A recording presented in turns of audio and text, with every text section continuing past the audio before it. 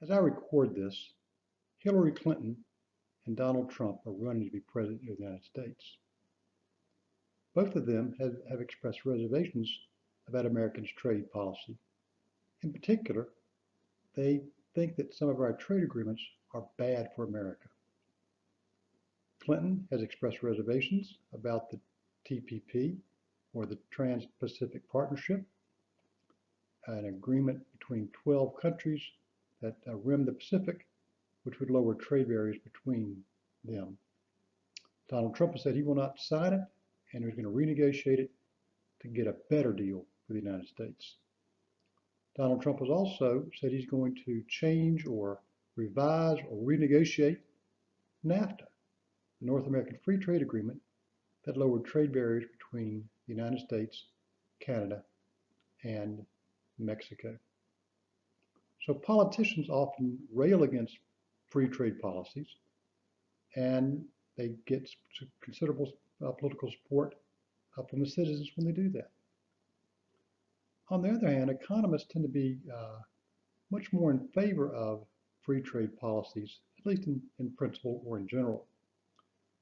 The Mankiw text in Chapter 2 reports that 93% of economists agree with the statement that, quote, tariffs and import quotas usually reduce general economic welfare, end quote.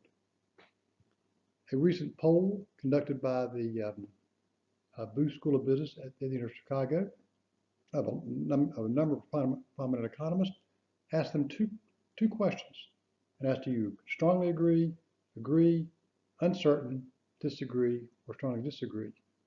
Here are the two questions.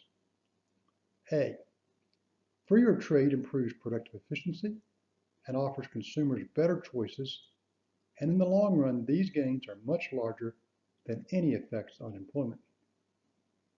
Question B, on average, citizens of the United States have been better off with the North American Free Trade Agreement than they would have been if the trade rules for the US, Canada, and Mexico prior to NAFTA had remained in place. Now, some of the economists didn't answer the questions, but of those who did, not one